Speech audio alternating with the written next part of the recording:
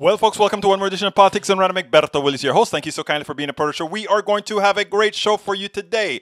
The show today is going to be about, we're going to start out with the mishap that's happening, we know, with Donald Trump lying about how bad the disease was, how bad the transmission was, just about what Woodward spoke in the book. Yes, we're going to talk about that, but we're going to also have Greg Palast. Anyhow, but I want to get something here. I mean, and Michael Rudnin starts it very well. Welcome, Michael Rudnin. Welcome, APM. Okay?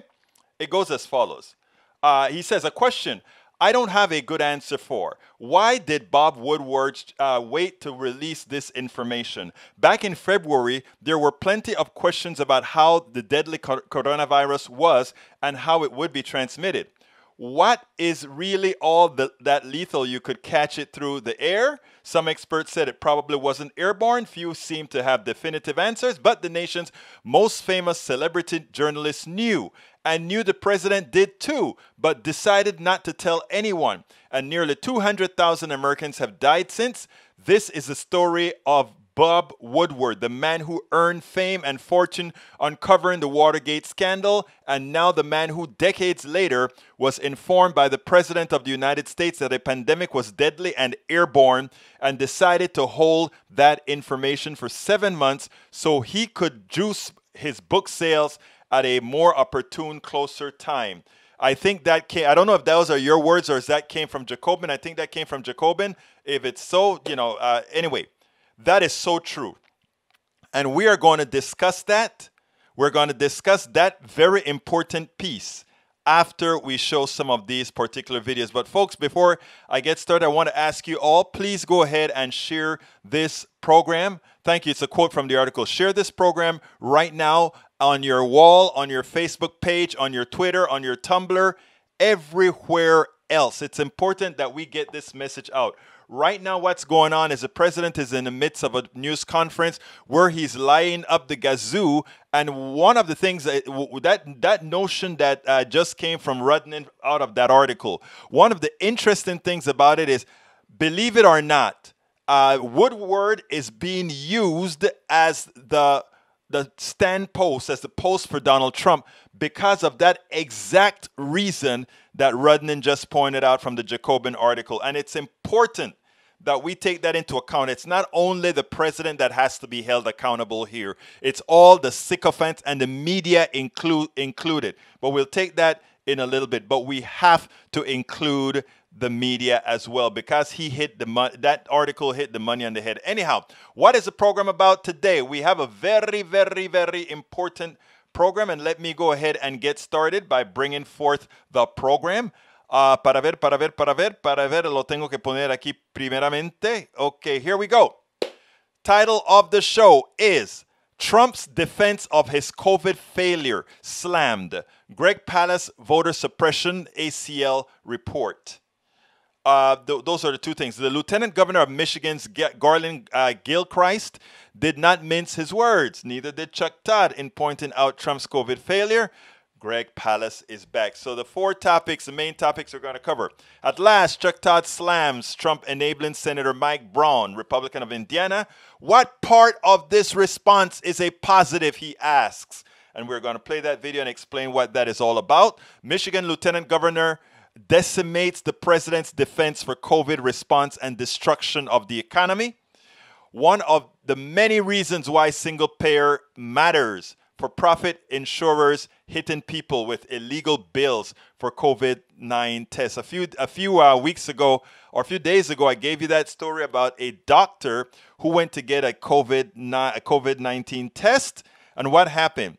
They first told him, oh, he won't have to come with anything out of pocket. Then he gets a bill. Then he get a notice of payment from his insurance company where they charge him $2,000+. And a few weeks later, he gets another bill where they also bill the insurance company another $8,000 for a grand total of $10,000 to get a simple COVID-19 test. Our healthcare system is nothing but a con system, a fraudulent system. And until we get Medicare for all, that is what it does. Capitalism does what it can to maximize its monies. And in the process of doing that, it does everything that it can do legally within the within the law, that is, and the law is usually fungible enough that it can get away with it. And lastly, Greg Palast discusses his Georgia suppression report for the ACLU. So, okay, let's go ahead and get busy with our first El Primero. Let's go ahead and get our first video out. This is Chuck Todd asking the right question at last. Well, at last, Chuck Todd finally did it. Well, kinda. He had Indiana Senator Mike Braun on, and I like the question that he challenged one of Braun's answers with. So I think we ought to take it. And finally, these people are really hitting these guys with the appropriate questions. Check this out, and then we'll take it on the other side. When it comes to the two most important things, arriving at a vaccine, coming up with therapeutics, have we done that in a way that is quicker and it'll be better? I think unequivocally. I come from Main Street, entrepreneurial world. I think if we had had a different dynamic in place, let's just say Obama, Biden, Harris, we would have relied more on bureaucracy.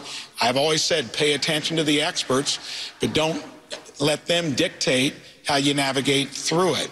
And I think a lot of things have been done well. I think when you look at what Birx and Fauci said back in late February, early March, that the best case scenario would be 150 to 200,000 fatalities. As bad as that sounds, they're on record of saying it, and that's basically where we are.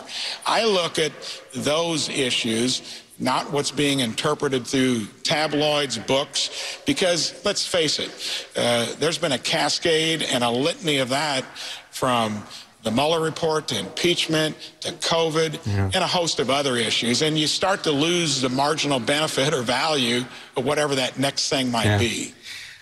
Senator, I guess the hard part for me is to understand how any part of this response can be seen as a positive when you compare our outcomes to South Korea, to Germany, to France, to Spain, to Italy. We can go down the line. When you compare us to the rest of the Western world, okay? I'm not even talking about developing countries or third world countries. And frankly, we don't know if we're on the right track on a vaccine yet. I hope you're right on this, but I guess I'm pushing back on that is because what part of this response has been a positive? We're all still shut in our houses.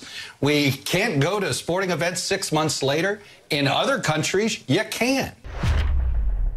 Okay, that is important. Now, I didn't even want to hear his response because the statement that Chuck Todd gave was absolute. The first thing this guy said is, the entrepreneurial way of handling it. The entrepreneurial way of handling medical stuff is always going to be a failure because they have to justify profits first, and then they decide to do something that is good for humanity. Profit first, humanity second. So that was a silly answer. But again, we had the facts already. We don't need to ask what the results would have been if we acted differently. Again, we have Korea, we have Europe, and we have all these other countries that have done much better than we were. If they say, it's a smaller country, no. The European Union is larger than the United States, and combined, they have less deaths, less cases than we have in the United States. So that is an absolute fact that we have to hammer into America, because what the pushback has never been consistently is if other countries could do it right, it means that we are doing it wrong. If other countries have substantially better outcomes, it means we are doing it wrong. If we are doing it wrong, the head of our country, who is responsible for how we are doing it, have failed. Let's start by first accepting that this man has failed, that this man is incompetent, that the President of the United States does not know what he's doing, and the fact that he continues to attempt to justify that what he did was correct mean that we won't get a different outcome. It's insanity to believe that doing things the same will give you a different outcome. When he talks about the amount of people that are dead, please remember, no other country has the level of death that we have in America from the coronavirus. So do not be fooled. Get this across. Our president has failed. Our president has no interest in accepting that the way he did things was wrong. And if he believes that doing the same thing over and over again will yield a different result, that is the ultimate definition of insanity, which means we must have a change at the top. Absolutely. So we must have a change at the top. Now, I see look, let me first tell you. There's one comment in here that drives me crazy. Love all my viewers, but sometimes some comments drive me crazy. APM from Periscope. APM says people with 2 brain cells to rub together know the Constitution gives public health to the states. Let's break that down into 2 pieces because it is so important. Number 1. When it comes to humanity, when it comes to saving lives, to hell with the Constitution. If I have to determine if I look at somebody dying or at risk of dying, and I say, oh, let me look at the Constitution. Oh, this document that was written 200 plus years ago does not allow me to do X, Y, Z. I must let you die. That is the most inhumane and silly statement I would have ever heard. But by the way, the good thing about it is that isn't even the case. There's something called the CDC, and the federal government has a lot of input into healthcare, etc. That has been proven to work. That has been proven to be constitutional. That's why Obamacare is constitutional. And that's why all these other things that the federal government does in healthcare is, in fact, constitutional. So using an argument that says people with 2 brain cells to rub together know the Constitution gives public health to the states, but it does not remove public health from the centralization of the federal government for items that it wants to do. So let's be clear here. And not only that, every single state would have been asking and would be asking the federal government for support under this. So please do not buy into the Fox Newsification of failure. Please do not buy into the Fox Newsification of all that hurts you, including the person who wrote the message, APM that is. Okay, let's continue now with the good thing about it, like I said, is people are starting to speak up. The Lieutenant Governor of Michigan came out with a wonderful pushback. I want you guys to listen to that, and then we'll take it on the other side.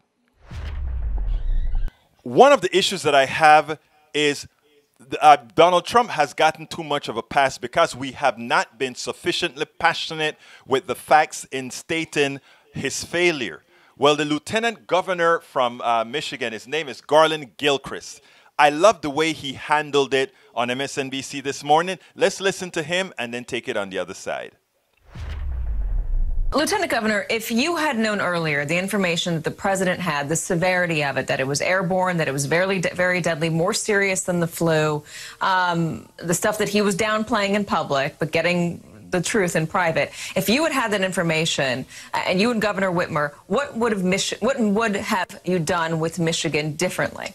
We acted as soon as we could with the information that we had a month before the virus even set foot in the state of Michigan. And the truth is we have more than 6,000 people who have died in Michigan, 23 people in my own life. But if the president would have acted a week earlier, 36,000 lives could have been saved. 2 weeks earlier, 52,000 lives could have been saved. And many of those would have been in the state of Michigan. We would have been able to deploy PPE faster. We would have been able to work to get our testing supply. But you have to remember also that while he was lying, I'm not even going to call it downplaying, while he was lying in a dangerous and deadly way about COVID-19, he was also blocking states like Michigan from having the resources that we needed to respond. We did not have and still don't have a national testing strategy. We still don't have a national approach to virus and contact tracing. We still don't have infrastructure for isolation. We've had to create that on the fly in Michigan, and thanks to Michiganders actually listening to the science and wearing masks as we've asked them to in the state of Michigan, because the president refuses to call for that in any consistent or substantive way. He's killing people, and this is something that we cannot tolerate. And in Michigan, we've done everything we can to act in spite of him. Because he hasn't been helpful. Part of the president's defense, and he said it yesterday, we'll play the soundbite, was that he didn't want prices to go up on PPE. Let's listen. The job we've done has been incredible, but we don't want to instill panic. We don't want to jump up and down and start shouting that we have a problem that is a tremendous problem, scare everybody. And I'll tell you the other thing, we immediately started buying all over the world. We started buying masks and gowns and everything else. And we don't want to cause pricing to go up to a level that becomes almost unaffordable. It's ridiculous that anyone still trusts Donald Trump on the economy when he talks about supply and demand. The truth is, the president created a bidding war that set states against one another, trying to bid for personal protective equipment, for ventilators, for vital transport media, and all the things that we needed for testing components. So he created a bidding war, which frankly did break that economy. So that's yet another thing that he failed at in this COVID-19 response. No one should trust him on COVID-19 or the economy that he destroyed with his failed response to it. And let's remember this, and this is a very important point. He said it all. But let's talk about ventilators. The United States had a contract to build ventilators for under $2,000 or somewhere in that range, okay? And they had a contract with a company to do that. Because they didn't abide by the contract and they were pretty much, I think it's ProPublica who put this stuff out, what happened then? These same ventilators, they were priced up between $25,000 and $50,000 a piece. It was, again, using that that capitalist system that the earlier senator has spoken about, that the president speaks about, that many on the right like to speak about, using that capitalist system because it's going to make things more efficient. No, what it did is it used coronavirus to create a huge profit center for a select few corporations, just like it's doing right now in retail, just like it's doing right now in food services. All the big boys are taking away all the business from the small companies that are going out of business. We have policies that are destructive. So yes, Donald Trump destroyed the economy, and Donald Trump killed many Americans in the process, not only from the coronavirus, but from the outcomes of a destroyed economy. Absolutely. So from the outcomes of a destroyed economy, what I'm going to do right now is I'm going to take some of the questions because we're going to be moving the program into voter suppression from our good friend, Greg Palast. But before we get there, what I want to do is tackle some of the statements here. I think we already handled some of what Michael Rudnan brought up from the Jacobin report. The Jacobin report really points out something really truthful. And this is where money, you feel you get really upset of some people's concern more about money than anything else. Here we have Woodward. He gets an interview with the president. The president points out that the virus is airborne.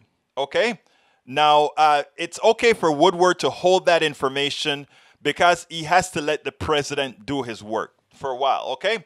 Now, the president goes out and he starts to talk about opening the economy early. He goes ahead and he starts to tell people, don't worry about wearing masks, that, masks don't work anyway, and all these things the president is telling the American population. At the same time, Woodward knows that the president knows this virus is airborne.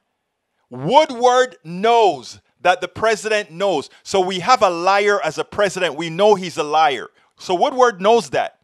Woodward's responsibility as a human being should have been to say, go to MSNBC, ABC, CBS, all of them, and say, hey, I have a tape where the president says this thing is much worse than the flu, and also says this thing is airborne and in the process, and that he's going to downplay it.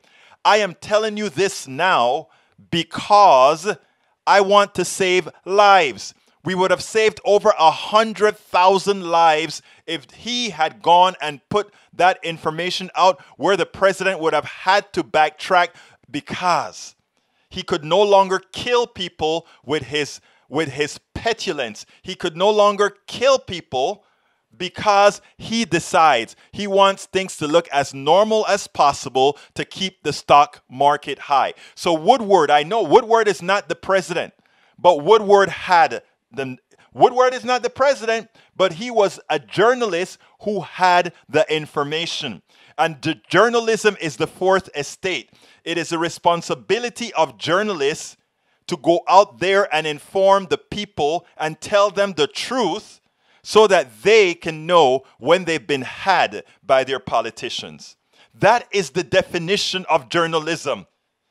That is what they did when they outed Nixon in the 70s. That is when they were really journalists. Now they're just capitalists. That all those dead people, all the dead people that we have right now, is not only on the back of Donald Trump. Yeah, Donald Trump is responsible as the head of the country, but it's also on the back of Woodward. Woodward is also responsible for the death of all those people. And all those people that corrupted the system, the people that didn't make the ventilators that should have been made that were paid for, yes, they are guilty as well. So anyhow, so that is a spill on Woodward. Let's see what else we have here in the messages. Let's see. Here is we'll talk about that later. I agree. Woodward is. Thank you, Bruce Pollard. I agree with that. Let's see. Paulette Stansel says, replying, blaming Woodward, who the president? Yes, but Woodward is a reporter, and Woodward's responsibility as the fourth estate is to inform us all, not to sit down and watch people die and then says, here's a book right at election time. This should have been done long time ago. Let's see what else is here. Whoa, Egberto wants to throw the Constitution out. If I have to choose between following the Constitution and making sure that somebody lives, you bet your life I'll throw the Constitution out to save a life. And if you don't do that, there's something wrong with your humanity. And that applies to absolutely everybody. If you don't put humanity first, something is wrong. All right, let's see. Daniel Ledo says, 52 weeks too early. What does this guy have, a crystal ball? I don't know what you're talking about, so you may want to clear that up. Michael Rudnan says Trump could have asked the people to wear masks without scaring the people. Well, that's what the other countries did. And look at their results compared to ours. It's simple. Donald Trump is responsible for murdering Americans. Let's not try to sugarcoat it. If Donald Trump had acted differently, a lot more people, including a lot more Republicans, would be alive today. And he should be held accountable for that. There is absolutely no reason for this guy to remain president. Because of dereliction of duty, he has been a failure. Let's accept what it was. Paulette Stansel says Woodward came with the receipt this time. His first book, the president called lies and fake news. So Bob isn't going to do the same and expecting a different result. So he got tapes. He should have released those tapes at the time that he made them, when he was sure that the president was lying to the American people and that these lies would cause deaths. Norman Reynolds says both Bezos and Bolton, who did not stand up to protect the country but went to serve up Trump for his book, are real capitalists. Yes, they are real capitalists. Woodward is the same, real capitalists. That is what they do. Money over humanity. Money over humanity. Understand, people, that that's how it works. Politics done right. We had ventilators. They were not kept up with. Trump got rid of pandemic office and let the supplies get ruined. But still, in as much as these were ruined ventilators, as a ProPublica report stated, we had a contract to build these inexpensive ventilators in mass, which would have allowed us to build them quickly and put them out there. But no, they went for top-of-the-line stuff. That's what it's all about. Daniel Ledo says, I think I'm beginning to understand why Egberto is so wrong and spreads such misinformation. Unbelievably, he actually thinks that the MSM is telling the truth. If I thought the MSM is telling the truth? Please specify what you think that I've stated that was not the truth. It's important.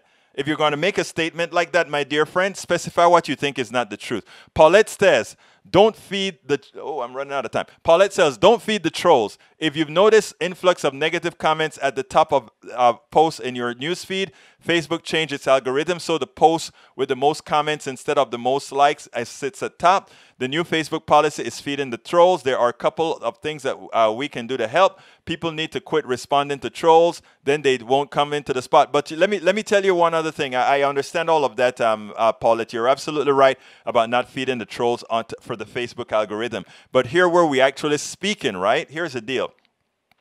there are a lot of people that believe what some of these trolls are saying. And what we do here is we correct that, and there are other people that are just listening who may or may not believe the trolls, who get enlightening when they hear our commentary. So I hear you, understand you. Thank you for the comment as well. Michael Rudden, the point of mask is to stop droplets when you cough, yell, sneeze. It protects you. You protect me. If everyone wore masks when outside, the pandemic would have been ended in a couple of months or shorter. That's the thing about it. All it took is some compliance. But they talk about, oh, you're messing with my freedom. Yeah, your freedom to infect other people, right? Nanette Bird Smith, Paulette Stansel will do. Let's see, Egberto, 53 days. Yes, Tank, 53 days. You'll be coming back to Politics Done Right and saying Egberto. I guess we got rid of the yellow, the orange man. Okay, Ledo says, one man's troll is another man's sage. I don't know what you mean by that. But anyway, all the book writing people after the fact. Yeah, thank you, you're right. QAnon, not going to give that. Humanity first, always. Thank you, Milton Gibson, you're absolutely right. Egberto is a seditious. He needs to be shamed. No, I am just a humanist. That's all. I believe in humanity. Paulette Stansel says, yes, Egberto. Woodward is not the president. Bob, his first book, the president called it Lies and Fake. Yeah, I got that, Paulette. And let's see, FB just chose see all comments. Absolutely. Egberto, Paulette, what's up? Okay. Before we go to the next article, to the next topic, I want to remind all of you that that book that you see on the screen right now is my new book, and I would love for you to go out and get my new book. It serves two purposes. It helps in talking to people on the other side. You won't get to all of them. You won't even get to 80% of them, but you'll get enough of them to make a difference. So I ask all of you to consider purchasing my book. It's called It's Worth It: How to Talk to Your Right-Wing Relatives, Friends, and Neighbors. And I just put the link on the screen. You can look for Egberto Willies anywhere on Amazon, and you'll see all the books that I've written there as well. But please go ahead and purchase the book. I guarantee you'll get a lot out of it. It's 231 pages that are very easy to read and give some good ideas, give some stories, etc., etc., etc. So please go ahead and get the book. Please also note that we are accepting memberships at YouTube right now. So if you are listening to us at YouTube, you can either go to politicsdoneright.com/YouTube. Again, that is politicsdoneright.com/YouTube. Or if you're already watching us on YouTube, just click that join button and become a subscriber to our YouTube channel. And, you know, later on we'll have some nice good goodies and perks for those of you on YouTube who join our channel on YouTube.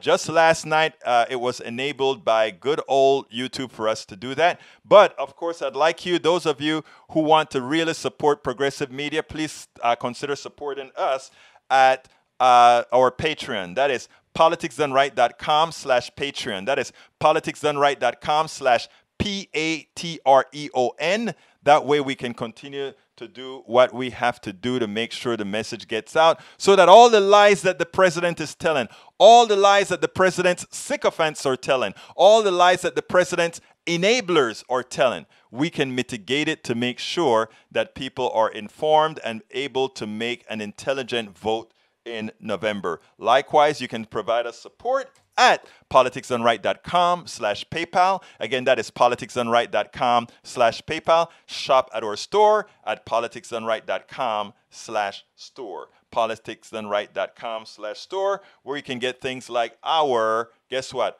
our cup with the Politics Done Right logo, a lot of t-shirts, books. All our books are sold there too. Remember, I lost a lot of weight and I'm keeping it off for several years. Lose weight and be fit now. Likewise, as I see it, Class Warfare, the only resort to right-wing doom, as well as our new book, which is It's Worth It: How to Talk to Your Right-Wing Relatives, Neighbors, and Friends. Okay, let's go ahead and continue with the program. My next guest here is Greg Palast. He's been with us before, but he has some new information to tell us, so here we go. Welcome to one more edition of Politics Done Right. I'm here with our regular Greg Palast, the what I call the voter control master. Anyhow, Greg Palast is known for his investigative reports for BBC, The Guardian, and Rolling Stone. His bestseller includes The Best Democracy Money Can Buy. Palast's new book, How Trump Stole 2020, has been released last week. The ACLU published Palast's report titled Georgia Voter Roll Purge Errors. And that's what we want to talk about. Greg, welcome once again to Politics Done Right. How are you doing, my brother? Getting by in this cruel world. I know it's a cruel world. First of all, I hope the fire is kind of far and away from you, or the fires. Well, we have an orange sky and a lot of smoke I'm coughing up. So I see the fire's right near you, right behind you. Yeah, that is the state of the world right now, Greg. And that is what you and I are going to try. You and I and all those other activists are trying to put out. We're trying to bring some sort of normalcy back to the world. Whoa, okay. We can do that in a half hour. Anyhow, look, you came out with a report, and I must say that report it's a well-cited report. It's a well-done report. I'm going to when we get this all processed, I'm going to kind of put some of that in the files as well, in the video as well. Georgia is one of those states that I think should look pretty darn progressive in the near future. And it seems like they've been doing a hell of a big job trying to stop that. Why don't you tell us what your report found? Okay. Well, and to get to your point, Georgia's now become a white minority state.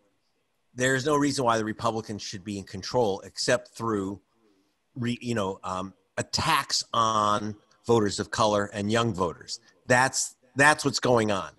And so I did an analysis for the ACLU of Georgia. We went through the 313,000 names of voters that were removed at the end of last year. That's 1/3 people removed from the voter rolls last year on the grounds that they'd moved, that they left the state or they left Atlanta. Listen, if you don't live in Georgia, you shouldn't be voting in Georgia. It's a crime. So were there 1/3 people that just fled Georgia or Atlanta? Where are the moving vans? We didn't see those. So we asked the experts. There are experts in America who know exactly where every single American lives. These are called advanced address hygiene experts. In addition, you are not allowed. What is that called? I've never heard of that before. It's a fancy word called advanced address list hygiene. They clean lists. And who do they do this for? These are specialists, licensed specialists who do this for companies like Amazon, eBay, American Express, Home Depot. We hired the same people that Amazon uses to make sure that their deliveries are exactly to the right person, and American Express to send their bills to exactly the right person. If you move, they follow you. They don't send it to your old address. They're very good at this.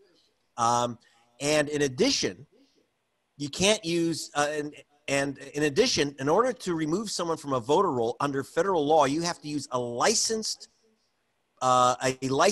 of the U.S. Postal Service. There's only 19 of them. We hired the biggest one. The state of Georgia apparently broke the federal law and didn't hire an expert and said they got something like Joe's free list of movers or something. So they removed all these people. And here's what our experts found. Exactly 198,357 persons never moved. Now, you notice the exact number. This is not a sample. We literally went name by name, obviously using some major computing power. We used about over 1,700 data points to determine exactly where Egberto Willies lives. I know where you were last Thursday at 2 p.m. if I want to find out. Right, I hate to say it, there is no privacy. So we have it. But imagine, just short of 200,000 people illegally removed. Now, if it was just anyone being removed random, it would be ugly. It would be awful to take away an American citizen's right to vote because some cockamamie GOP political hack decided that you don't live in Atlanta anymore. So we got their names and addresses. And that were wiped out. Remember, it's the Republican Secretary of State, a scamp named Raffensperger. Now, again, we have every single name and address, and this includes, for example, this is an extension of what we did in 2018. And I was at the Atlanta polls in 2018 in November. when I had the prior list, FACO list from the state of people that supposedly moved.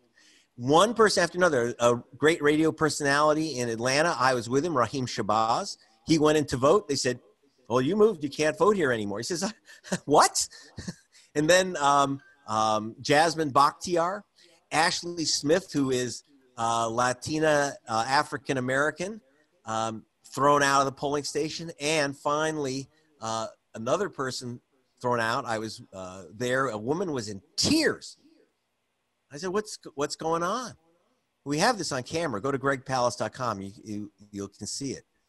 We had Christine Jordan. So this woman was crying because her aunt, Christine Jordan, was just thrown out of the polling station. They said, you can't vote here anymore. You've been removed from the voter rolls. Why? Because she moved her house. So I went to Christine Jordan's house. Christine Jordan is 92 years old. She's been voting in the same place for 50 years. This would have been her 50th year of voting. They said she moved out of her house, or she left. She left Atlanta or whatever. So I went to the house that they said she moved out of, which she'd been in virtually her entire life for nearly a century, okay? And when I went into her house, there was a picture of Martin Luther King at the house having dinner with her. I said, oh, you knew Martin Luther King? She says, well, that's my cousin. He came here every Sunday for dinner after church. This is Martin Luther King's 92-year-old cousin. By the way, you don't have to have a PhD to figure out that she was guilty of attempting to vote while black. And that's the big problem, because the system that they used guaranteed that they will wipe out young voters and African-American voters. So that's the game that's being played. And you know what? And thank you for having me on, because most of our press is pretty lame and ignorant. You know, that the big papers, they refuse to run the story. We literally have the names and addresses of these people. We have photos of them. We have discussions of them. We're in the houses of the people where they said they left those houses. Literally name by name. We have 240 databases. We have the licensed expert as required by law. The state doesn't. And what was their response? First they said, Greg Palast is a shill of Stacey Abrams. Well, there'd be worse things, I suppose. But I'm not a shill of Stacey Abrams. You know, Greg, you just said something that I want to really expand on, because you're talking about why is this not the big story? The big story right now is Donald Trump stating that mail-in voting is a fraud, and if he loses, it's a fraud. That's their big story on voting. The real big story on voting is what your research is coming out with, and this report. And by the way, do I have the authority or the right or the license to post your report on our site? Absolutely, it is absolutely. In fact, I'd be honored if you'd be hosting the report. And it's actually, you'll get some good pictures. You'll see Christine. Oh, I have it right. Jordan. I have it on the screen right now. Yeah, and I think it's really important that people understand what they're doing. It's not just Georgia, but Georgia is where this started. That's why I have this book, How Trump Stole 2020, starts in Georgia, because this is where they first began this game of removing hundreds of thousands of voters. And then they took this new system that they have saying people moved. This is brand new. I've beat other systems there. If you remember, I took on something called crosscheck. Right. Other systems created by a guy named Chris Kobach of Kansas, the white supremacist behind Donald Trump. So, but in this case, we got a new one, a new system created and taken out by a guy named Brian Kemp. Brian Kemp is now the governor. He's the guy that swiped the election from Stacey Abrams, because he was the Secretary of State in charge of the voting. He wiped off 500,000 voters off the voter rolls while he was Secretary of State and while he's running against Stacey Abrams. You know, even the Wall Street Journal said this was like shockingly unethical to wipe out your opponent's voters while you're running for election, be in charge of the election. He should have resigned. I have a question for you. Now you found that these addresses were all right there. They should not have been removed from the rolls. Yes. Why is it that there isn't a judge that will tell them simply, without these people having to go ahead and reapply, why don't they just put those people right back onto the rolls? I think that they should. But the problem is, we know what will happen. See, if we if like the ACLU were to go into court, we are now in September. Mm-hmm. They'll just delay, and I've actually sued this guy, Raffensperger. First I sued Brian Kemp, and I got a federal court order for him to turn over papers, which he still hasn't done. Okay, so I'm not going to do that. I'm not doing that. And so that's very important. Yeah. So then you think it'll take too much effort going through the courts, etc., before this election. So it's best for these people to know who they are. Yes. So the most important thing is that we are going to start working with organizations to try to reach as many people as possible. But here's the big one. Everyone listen up. If you're watching this program, listening to this program, this is Greg Palast saying, go to gregpalast.com. Go to gregpalast.com and try. And it's right here on the screen. So folks, yes. the information on Greg is right below. Go ahead, Greg. So you can get not only the report, but you can go to, there's a link to a site we created called SaveMyVote2020.org. SaveMyVote2020.org. And if you're in Georgia, type in your name and you will see if you've been purged. Then there's a link to re-register.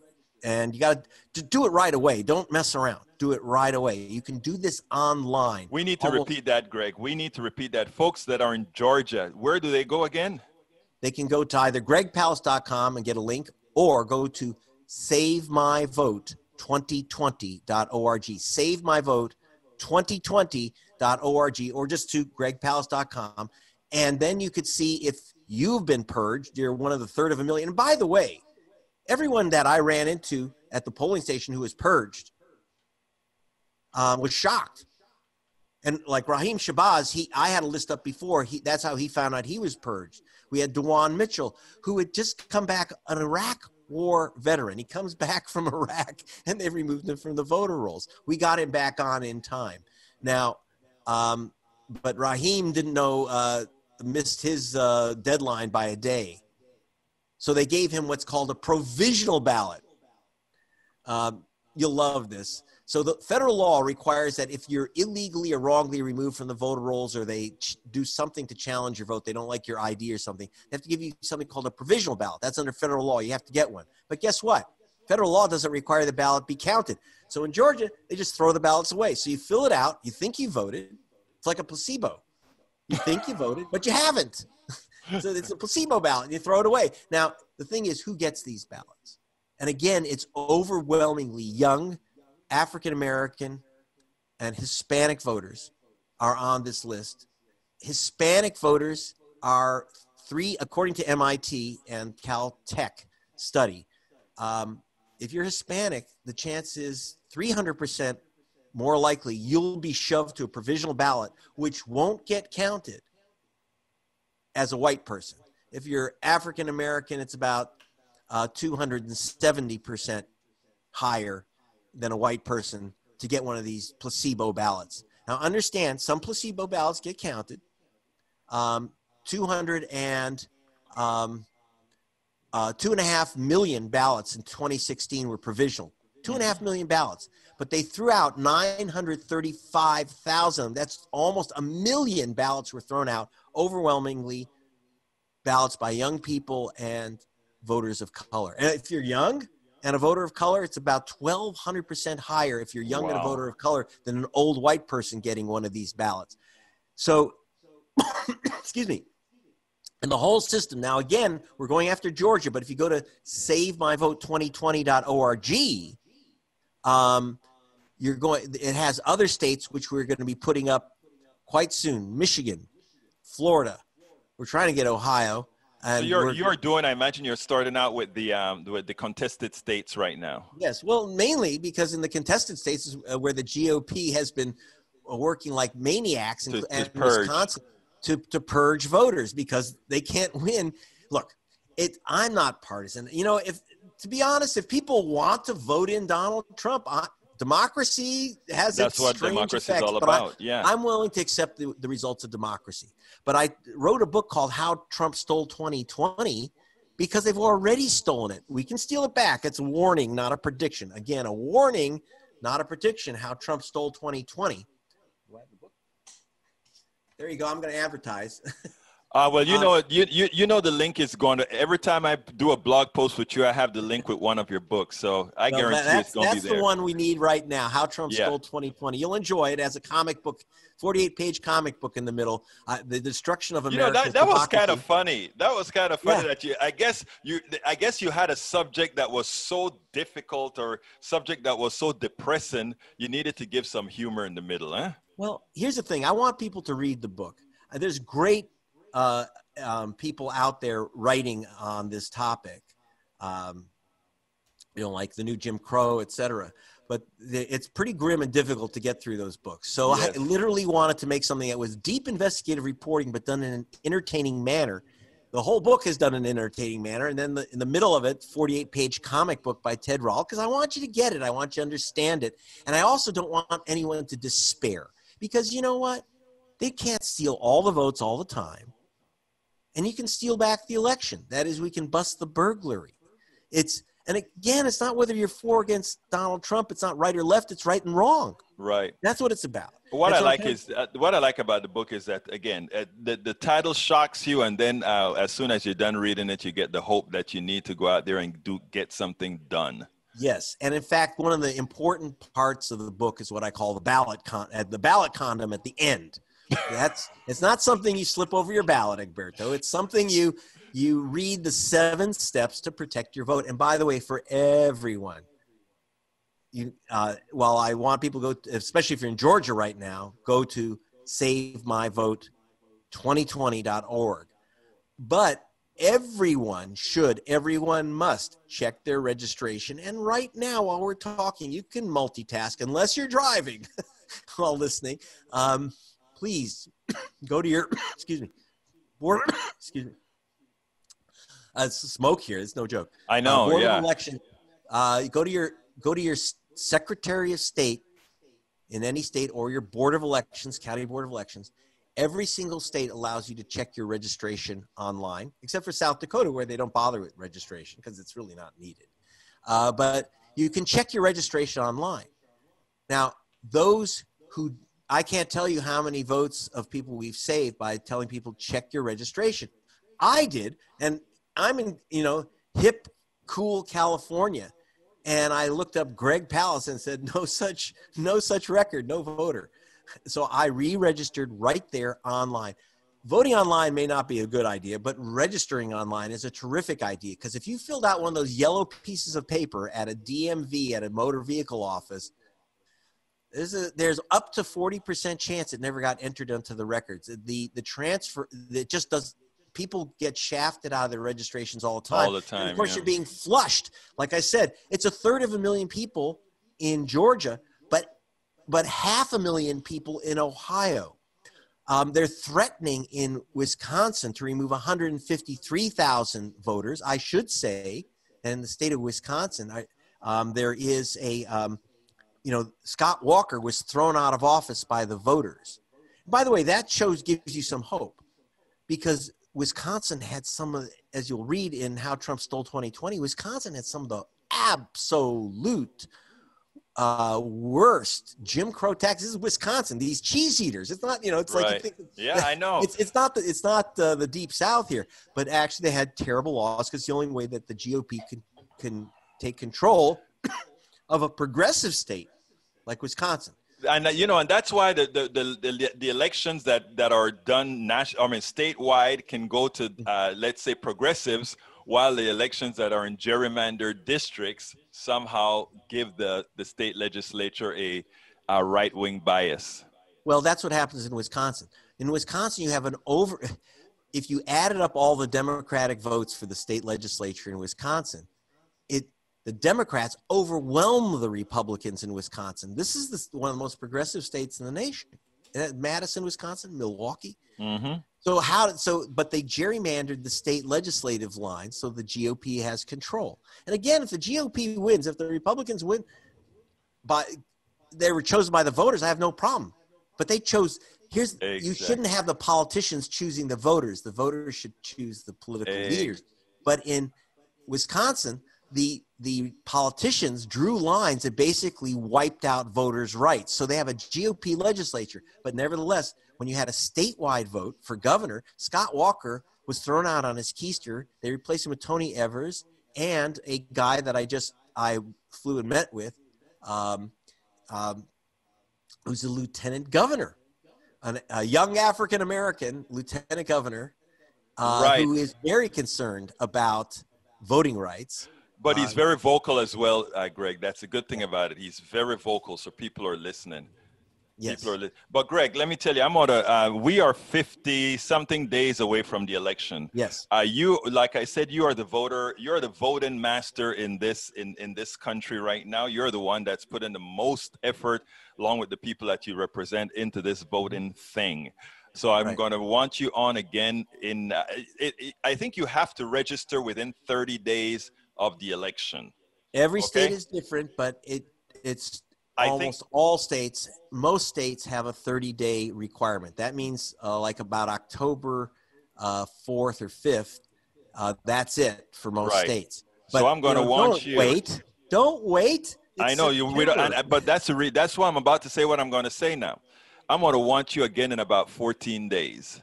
So that you can come on with some additional information, so that you can give us a quick synopsis of what people need to do now that we're this close to the election. So do I have that out of you? You got that, and I want to give you one other piece of advice. If you are going to mail in your vote, and I hope you can avoid it, but if you're going to mail in your vote, you better check your registration, because guess what? If they don't mail a ballot out to you, you can't mail it back in. Right. 1 in 10 people who request a mail-in ballot don't get them, or don't get them on time, right? So you got to ask now. Good luck. And if you don't get it, you got to go into your Board of Elections. If you don't get it by like October 15, you better go in and get your ballot. But you have to be registered to get it, and don't assume you are registered. 16.7 million people have lost their registration in the past 2 years. 16.7 million. So then check your registration. Ask for your mail-in ballot if you want that. Right? If you want that, I do recommend, if you can, if you're healthy enough, wear mask, gloves, hazmat suit, whatever it takes. Try to vote in person, but early. Most states have early voting.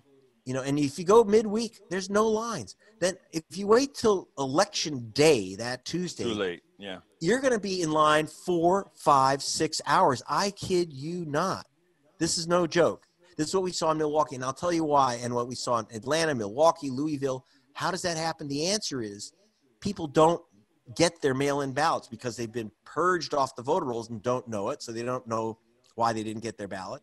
Or the state slow-walked it to them. The head of the ACLU's husband, she asked for the ballot 45 days in advance. He got his ballot the day after the June primary, the day after the election. So people then end up in line. Don't wait for election day.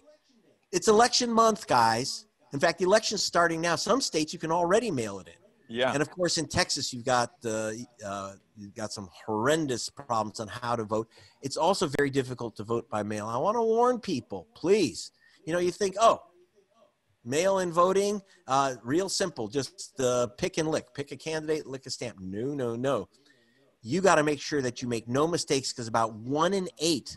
That's millions of ballots. 1 in 8 ballots that are mailed in are disqualified on all. And make sure your signature matches. Make sure your signature matches.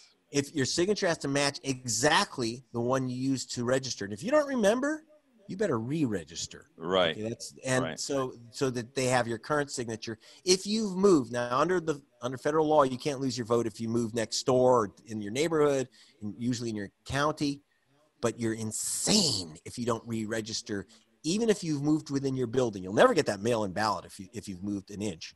That's one, despite the law. The law says it should get to you, but don't count on the law to protect you. You protect you. You got a bunch of I like that. I like that. That, you know, we don't sit down and wait on the law. We make sure and protect ourselves. Greg, give me a closer. Okay, well, I want to tell you, stay safe, vote safe. Get how Trump stole 2020 so you can steal it back, and go to gregpalast.com, because I will tell you every state as we start adding states to our list of we're going to create purge list We're going to reveal these things state by state over the next 2 weeks. So please go to gregpalast.com, and especially if Georgia's the first, but it's not the last. We're going to soon have up Wisconsin, Michigan, and Florida, and we'll see how many others we can capture from these scams. Greg, I'll see you in 2 weeks. Folks, that's been Greg Palast, our voter empresario, making sure that everyone's voting. Thank you so kindly for having been here on Politics Done Right. Thank you. Let's do it right again. Bye. Okay, folks, I hope you like that. We only have a minute or so for me to run through this stuff. Yes, Melissa Noble, I'm going to create a separate blog with this interview inside, separated from the rest of the show, so that you can share around and everybody can share around. Let's see what else. Actually, AVQ, I'm glad that the restreamer is working fine. That's not my doing, though. I must give the credit all to restream.io. Let's see. I voted in a primary, so I'm good. Great, Nanette. I'm happy that you voted, my dear friend. Gerrymandering and lobbyists must go. Brige MCP, you're absolutely right. Well, I need to call out all my folks. I hadn't done that yet. Okay, welcome aboard, Michael Rudnin, APM, Sean Oviat. Let's see. Melissa Noble, Norman Reynolds, Bruce Pollard. Let's see. Paulette Stencil, who else is here? Bridge MCP, Daniel Lado, Carlin Birch, para ver quién más está aquí. I got Paulette already. I saw some more in here that I missed. I think I got Nanette Bird Smith. Tank, Tank is my 30-year-old right winger. Okay, Milton Gibson, ¿cómo estás, hermano? Daniel Lado. Let's see who else is here. Okay. Paulette Bridge. Who else is here? I just saw a new message come in. All right, Michael Rudnin, I got you all the time. Okay. I think I got everybody. If I missed you, just give a quick message and I'll call you out. Anyway, folks, we are at the end of the show. I just want to remind you to please go ahead and remember to subscribe in one of the manners I gave you before. Please go ahead and consider getting... and I appreciate you being here, Michael Rudnin, not only for your presence, but for all the help that you give everybody in the room as well. So thank you so kindly. Please consider going to Amazon and getting my book. Either just type in my name, Egberto Willies, and you'll see all the books come up, or you can go directly to the link that I just put into the comments. But also, please consider going to Patreon, going to politicsdoneright.com/Patreon to become a patron. And it's very inexpensive to become a YouTube. Subscribe to YouTube. Just click on that join button at YouTube. Please let me see a couple of you, 4 or 5 of you, join my YouTube channel. It's it supports the movement. And there's another way to get to it. You can either go hit the join button if you're on YouTube. You can also hit the $ to give us a super chat, or you can go ahead and go to politicsdoneright.com/YouTube, politicsdoneright.com/YouTube, and by all means visit our store, politicsdoneright.com/store. Yeah, I know you're a patron. We have a lot of patrons in the house, and I thank you so kindly. We got Bruce, we got Michael, we got Reynolds. A lot of you are patrons, and you know what? You guys are the purveyors. You guys are the supporters of independent media. You guys make sure that I can do this. And it's not only the show that we do the show. We have all the blogs that go out there, and I'm going to take 30 seconds to tell you this.